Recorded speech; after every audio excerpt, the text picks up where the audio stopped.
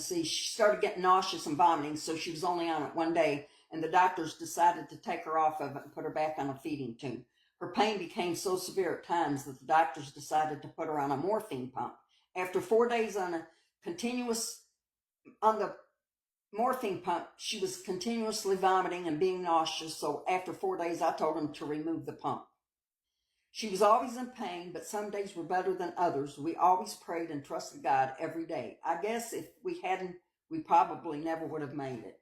One particular night, I remember how God's grace shone through Heather. Heather's dad was living in Ohio, and he had come to visit her. Him and I were at the hospital, and it was around 9 o'clock, and Heather was very severe pain and was nauseous, and she began crying and saying, "Help me, Mommy. Help me, Daddy. Please help me with all this." She started saying she wanted to go home. "My body can't take it any longer. My body is so weak. I just can't go on." And we told her to put it in God's hands, and he would do what he could do. And so she hadn't been watching TV, and she gets her remote, and all of a sudden she peacefully went to sleep.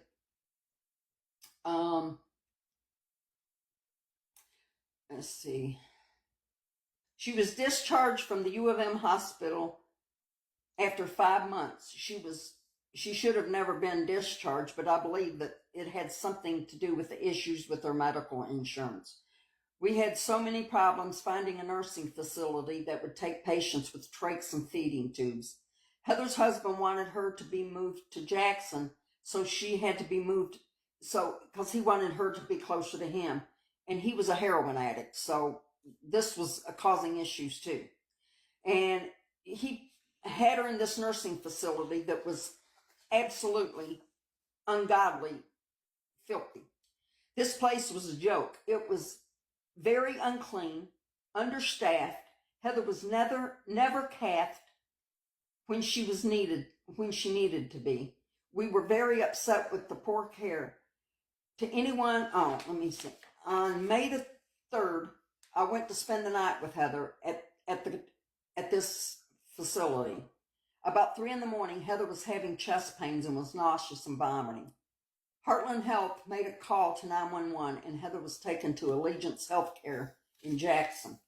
She was diagnosed with severe bladder infection. She was treated with antibiotics and stayed at Allegiance for 7 days. The next morning, after she was admitted to Allegiance, I went back to Heartland to get all her belongings, and I went into the room and the pan she had vomited in the night before was still sitting next to her bed with vomit still in it, and the gloves that was used to cath her was laying on the bed. Such an unsanitary place, and I was definitely not letting her go back there. On May the 5th, Heather's husband had her a little surprise birthday party for her 27th birthday. And she couldn't eat, so he let her have a bomb pop. And we had invited a few friends. And we didn't know at the time that this would be Heather's last birthday we'd get to spend with her. I'm almost done, guys. I think. You take your time, sister. On May the 10th. What's that? I said, you take your time, sister. Okay. On May the 10th, Heather was discharged from Allegiance Healthcare. For some reason unknown to me, Allegiance was rushing Heather to be discharged. The doctor was telling me she had to go back to Heartland Healthcare. I told him she wasn't going back to that filthy place. One of the hospital social workers gave me the name of a nursing facility in Battle Creek. It was called the Laurels of Bedford, and Heather's husband and I went to check the place out. As we were pulling back into the hospital parking lot, I received a call from the social worker telling me Heather was being discharged at 4 o'clock. The hospital was forcing Heather to leave. Her husband agreed to have her moved to Laurels. It was a really clean facility, lots of activities, and we really didn't have any other choice but to put her there because they were forcing us out of the hospital. She got discharged, and at around 10 p.m., by 1 a.m., she was running a high fever. She was taken to Bronson in Battle Creek. Since it was the closest hospital, she was diagnosed with pneumonia again and was treated with antibiotics. Let's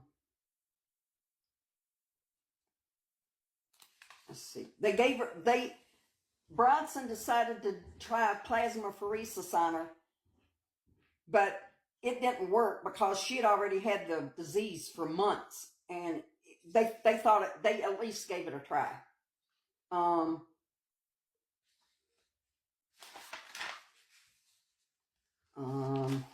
saying the paper's covering your face. Okay, Bill.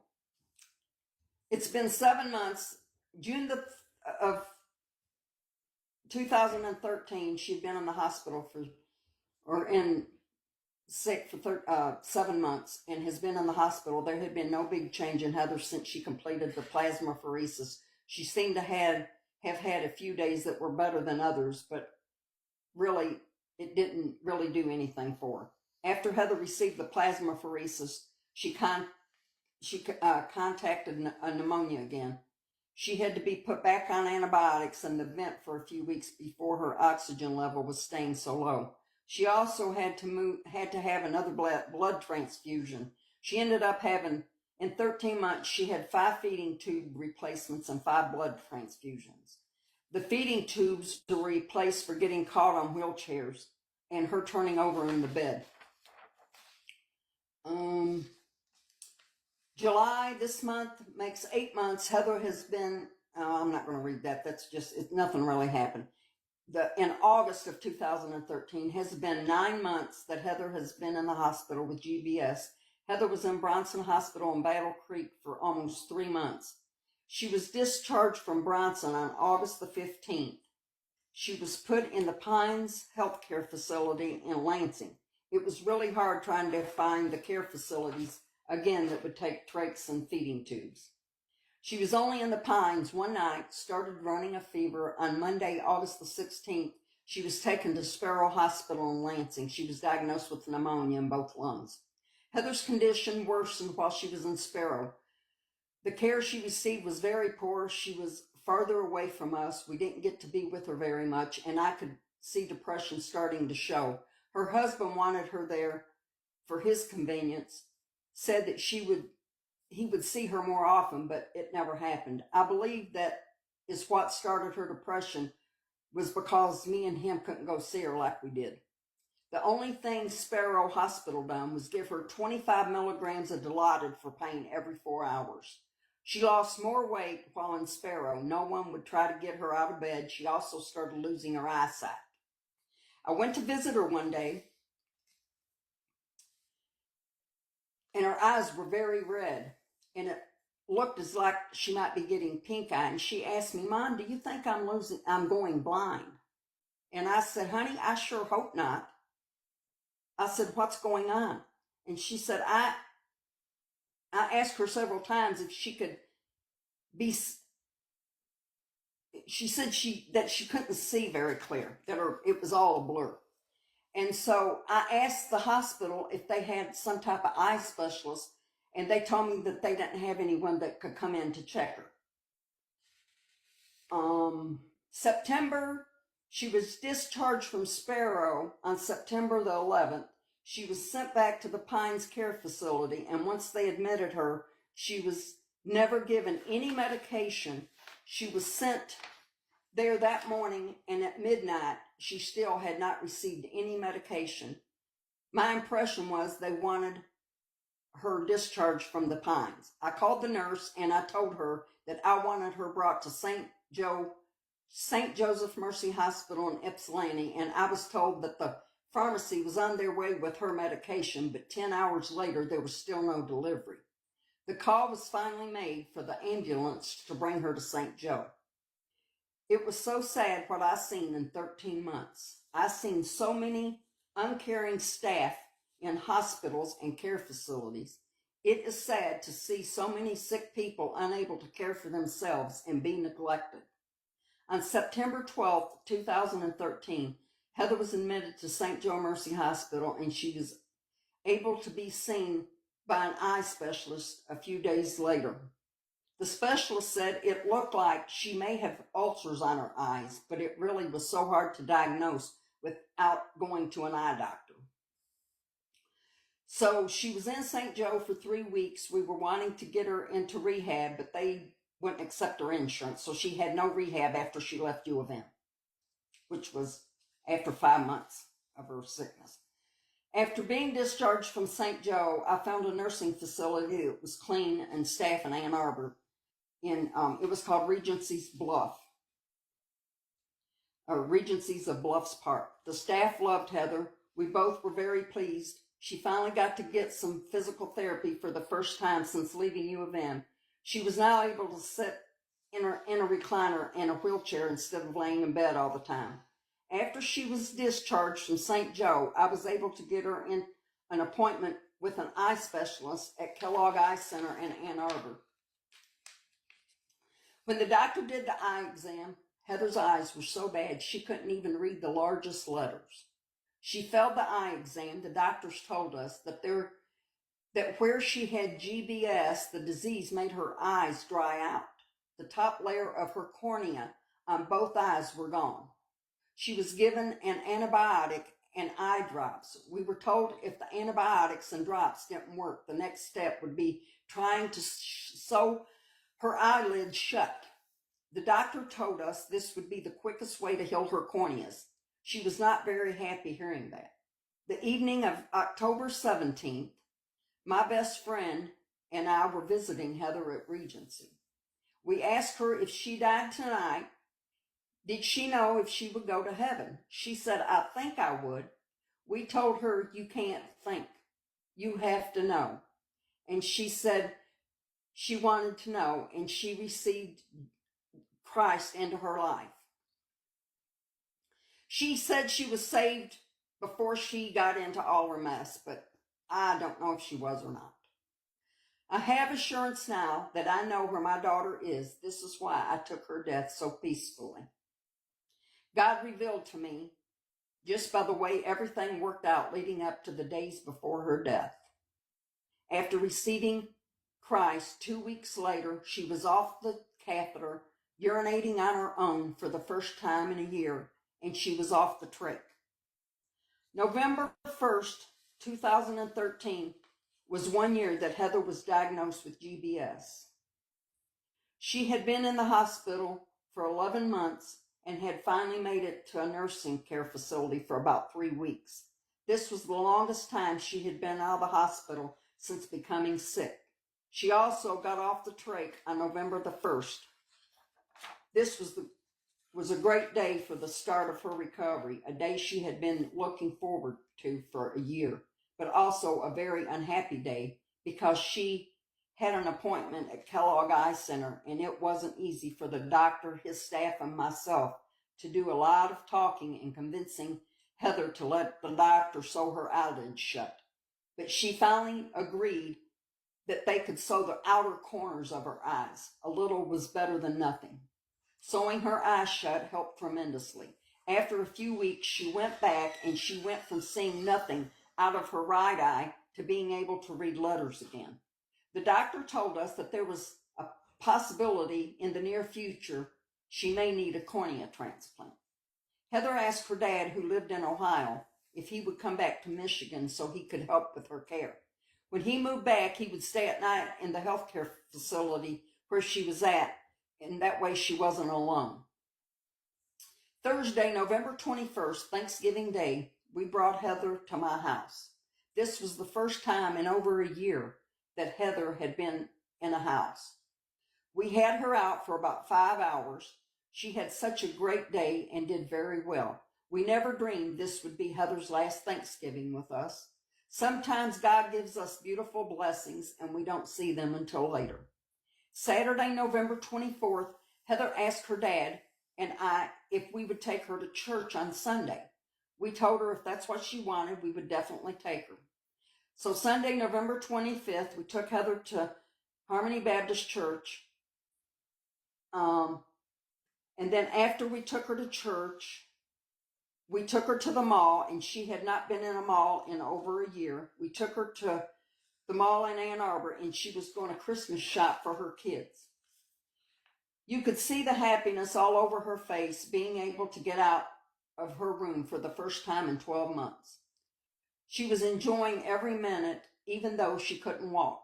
It was the greatest weekend she had in over a year. November 31st, we took her to Walmart to finish up her Christmas shopping. Now that I look back, God was blessing her and us with the last holidays and the last days of her life. She was enjoying every minute she could outside the nursing facility. She was trying to get us to take her out every day, and I had to explain to her that she was still sick and couldn't go out every day. I went to visit her a few days after the holiday. She told me, "Mom, I thought I was saved, but now I know I am. God is working miracles in my life." Heather would always smile, even on her worst days. But once she accepted Christ into her life and all the things began to happen, it was a different smile, a smile of joy and true happiness. December marks 13 months of Heather's long journey with GBS, even though the ending of this tragic journey was not what any one of us expected. We all must know one thing: God's plans are not our plans. There was a hearing held at Jackson County Friend of the Court in Jackson, Michigan on December 3rd, 2013, and it was agreed upon that Heather could start having visitation with her kids. She was supposed to start having visitation beginning December 21st. This would be the first time in over a year that she would actually get to see them. The one and only time she did see them throughout the sickness was December 8th of 2012. She was looking so forward to that day, and we decided to have Christmas on December 21st because she wasn't getting them on Christmas Day. Unfortunately, God's plans was not our plan. Heather was buried on December 21st, 2013. It was so devastating to all of us that she never got to see them, not even one last time. As tragic and unfair as it was, I know God always knows what's best. Now that I think back and wonder and ask God why, I feel that maybe this was God's way of preparing her children for their mother's death. I just thank God that she has at least had peace knowing before she passed that she was going to get to see them. Monday, December 9th, Heather's dad and I took her shopping at Meijer, never knowing this would be our last shopping trip with her. Again, God was blessing us, and we never realized it at the time. She was so happy doing what she loved most, shopping. She was finishing up her last few gifts. Her dad and I had worked all day, and we were trying to get out of taking her, but she insisted that we take her. So we ended up taking her out for 3 hours. There is one thing I will never forget about this shopping trip. We were getting ready to check out, and I was so tired from working all day. I was getting a little short with her, and she told me that I had no patience and none with her. I need to learn to get some. After she told me that, it really got me thinking, what if that was me? Every time I think about it, I tear up. That was the last time I would ever get to shop with my daughter. She passed away 8 days later. It really makes me think how we should treat people the best we can, because we never know what tomorrow will bring. I can honestly say I have no regrets throughout Heather's 13-month journey. I still went to work every day and rarely called off.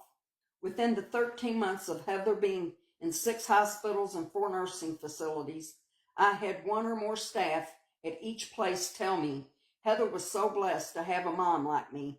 I was told there are so many patients with no family members who come to see them.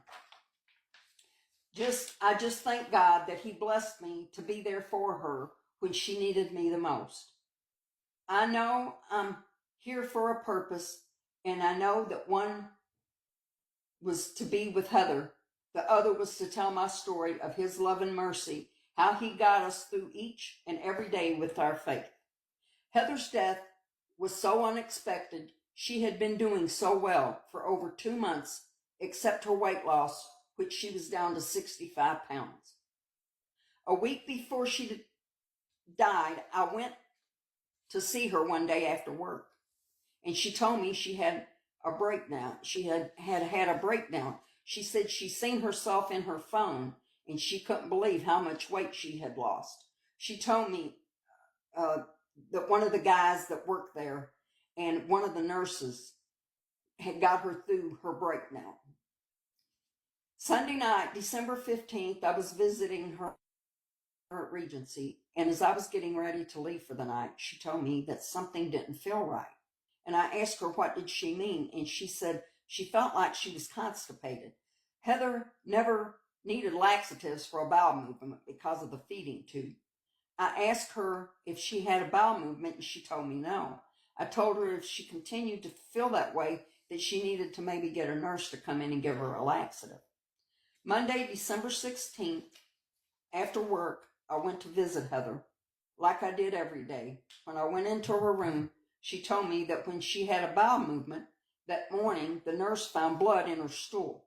She said no one seemed concerned about it. Around 6 p.m., Heather's nurse came into her room to give her pain medication. She rushed out of her room real fast, and in a few minutes, she called me out in the hall.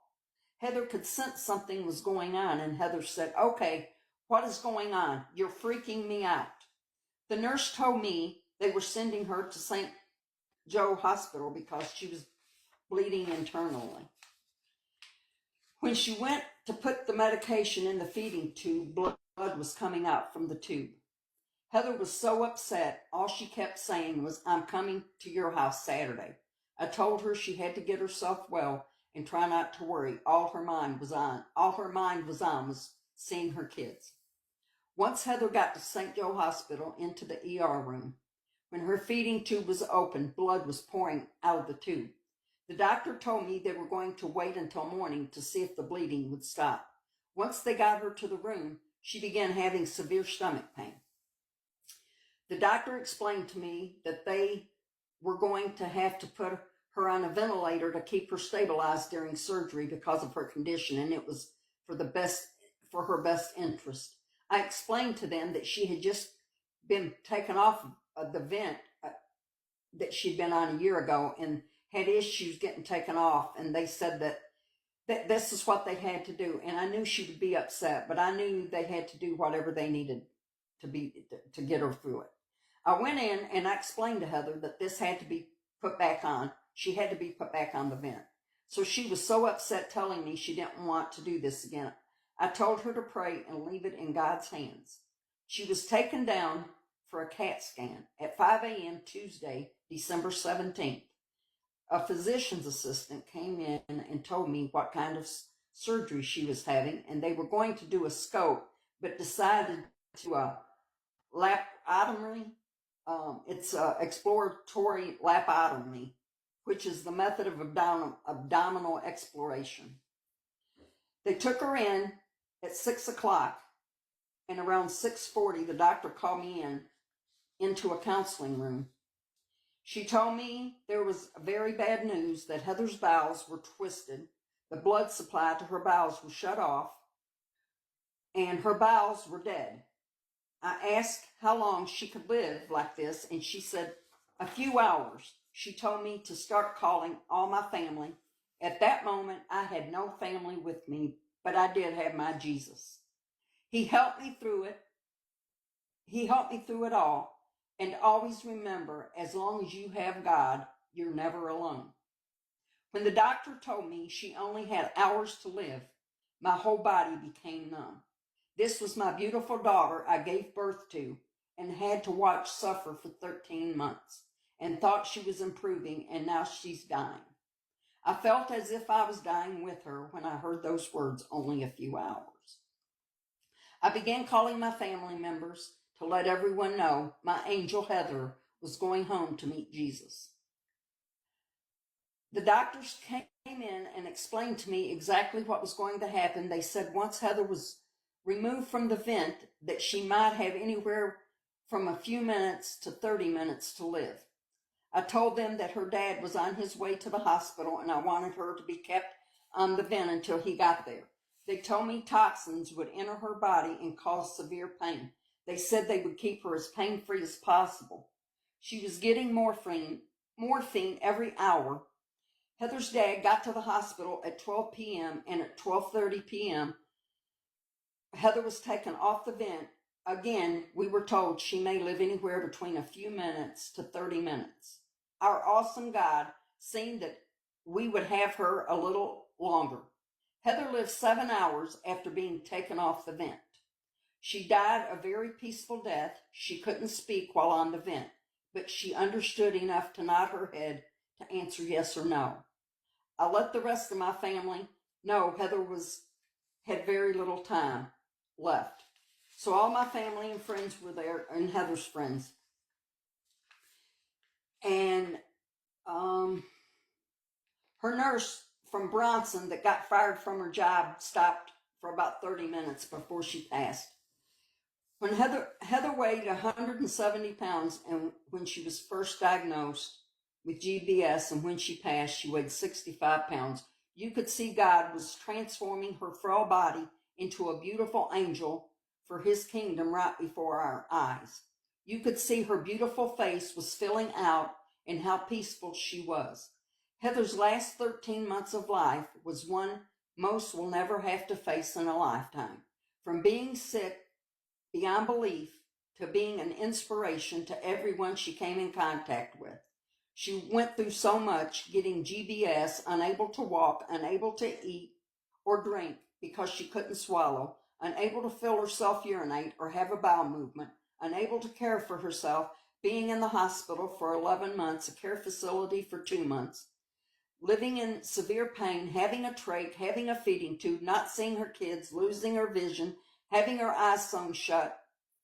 Her husband went to prison. After going through all of these things, she would still say, "Mom, God will put no more on you than you can bear."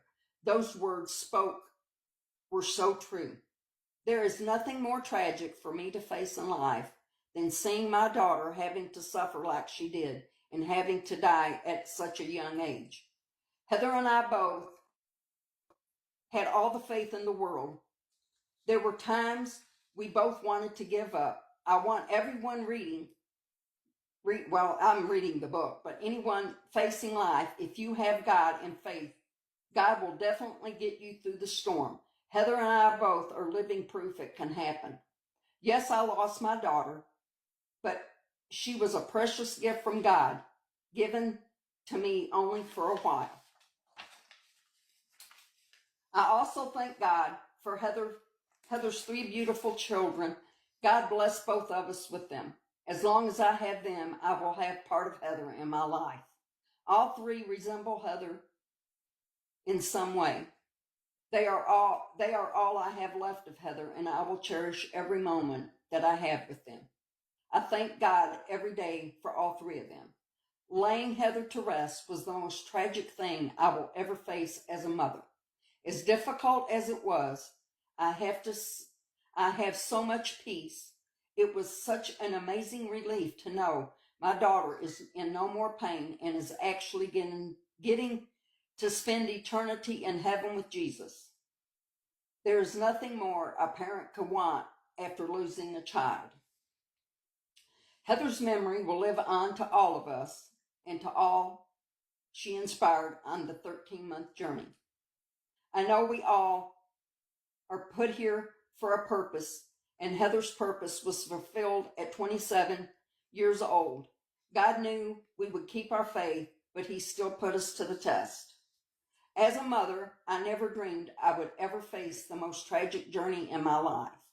Watching my beautiful daughter suffer and die, I definitely never dreamed I would write a book about this tragic journey, but I did. This goes to show us that God has a plan for each of us in our lives, and we never know what it may be. I worked on this book for the first year and a half after Heather passed away. It was my therapy every day.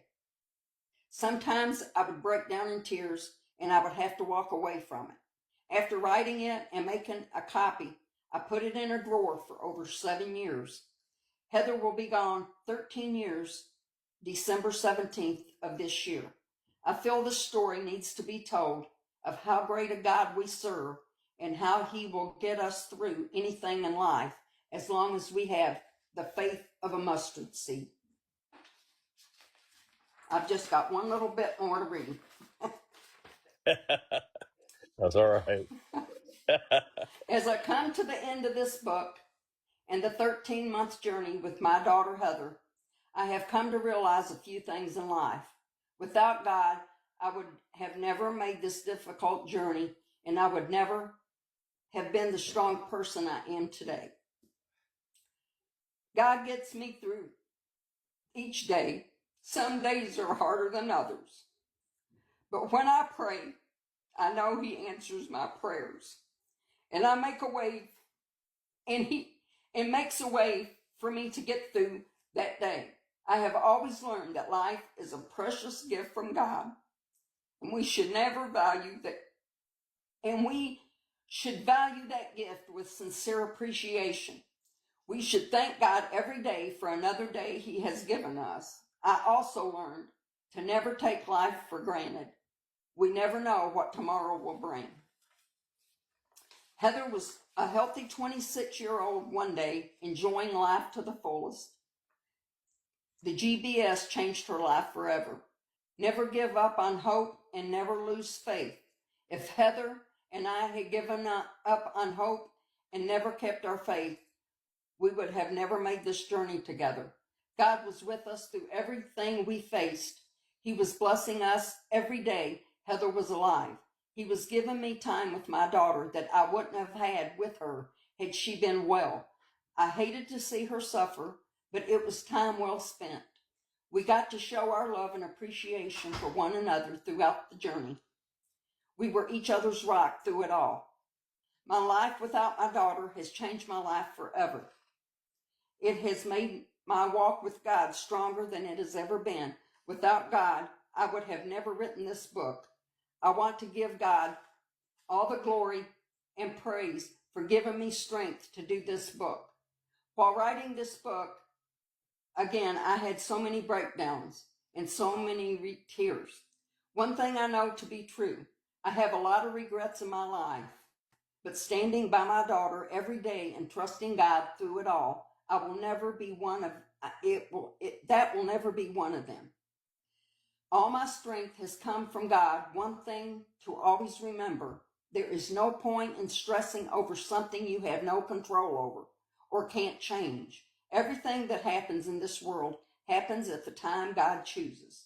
Always remember, we have a loving God who blesses us every day, and when your time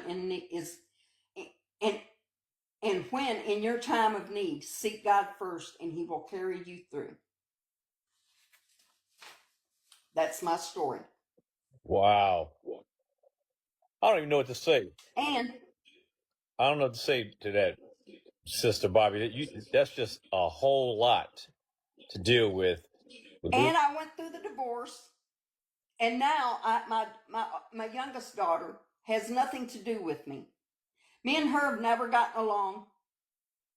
She uses me when she needs a sitter or something, but she'll go months on end and never speak to me. But you know what? God gets me through it. So let me ask you a question. So because you've been a great mom, you're with her that whole time, going through all of that, taking her to the visits and all these kind of things. But who's been there for you? And even to this day, who's there for you besides Vanessa? No one. God. That's a good answer, actually. And my husband. But I didn't meet my husband till all this happened. I met him a year after my daughter passed. Wow. Anybody else? Anybody have any questions? Anybody? Sister Lisa, what do you think? You have any questions for our sister or comments? Well, Bobby, let me just say, your story, what you've had to endure is, it's a testament to the grace and mercy of the Lord. I can't imagine having to go through that. And when I hear people speak who have gone through so much, and it's an inspiration for me. Thank you for sharing that. You're very welcome. It's beautiful, and I am so sorry that you had to go through that, but wow. In the end, she made it home. Mhm. Man, I don't Yep. even know. Beautiful. Thank you. Mm-hmm. Sister Mariah, anything for our sister? It, I mean, wow. You know, sometimes, excuse me, you just never really truly know what a person has gone through and all the suffering that they have actually had to endure. You know, and it really stuck out to me that you said you prayed for your daughter that, hey, even if she would get sick, that she may come unto to God through this manner. And I resonate with that because I've prayed some similar prayers for my family members, you know, for them to stop using or get sick if they do or whatever. But what you said was, even though she did end up getting sick, you still don't regret, and you wouldn't change it if you had to do it all over again. Nope. So I would, you know, part of me, my youngest daughter is, she was, both my girls were raised in church. Um, and then, you know, when they got older, they fell out. And Brittany, my youngest one, she, you know, sometimes I want to praise, you know, I pray that God will wake her up, you know.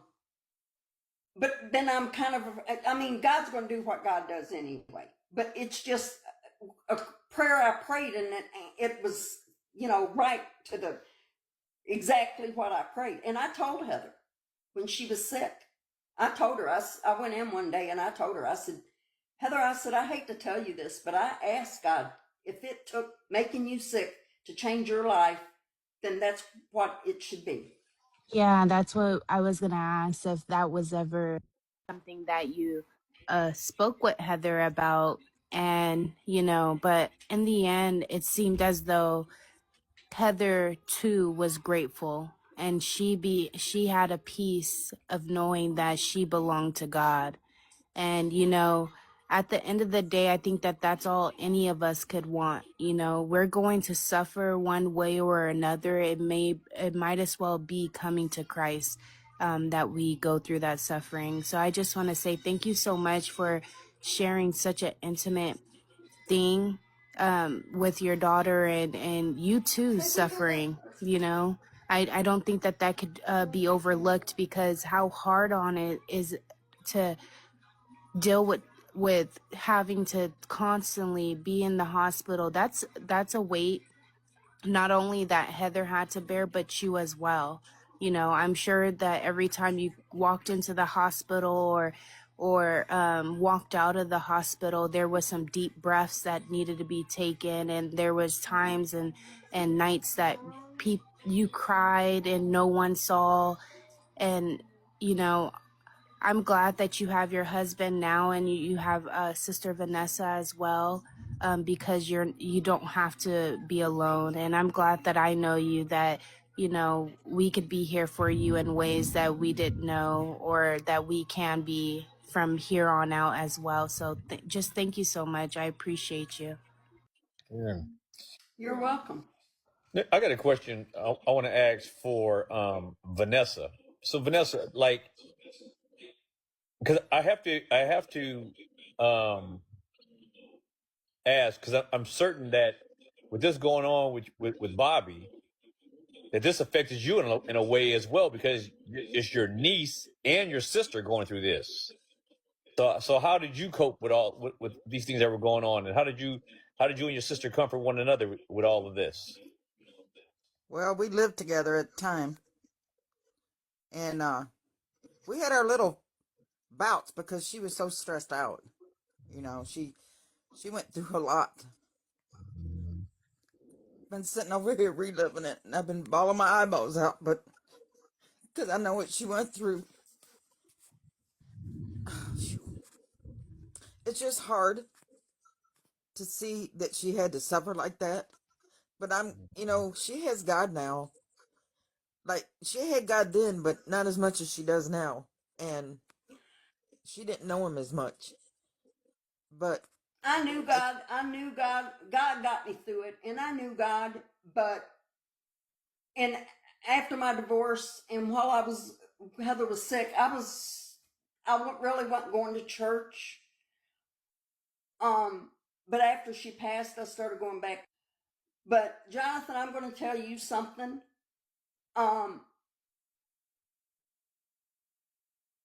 I mean, I've been to church, different churches. My ex-husband was a pastor, but they were dispensationalists. But I'm very honest with you. I have never got from anyone what I get from you. Your teachings. I mean, I've grown so much more from you. And I mean, before Vanessa started following you, I would talk about you all the time. Mm-hmm. And it's just, and the panel, I love everybody. I mean, it's just like my home. It's just like my home church.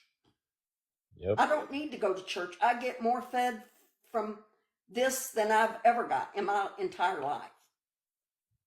Well, thank you, sister. amen. Like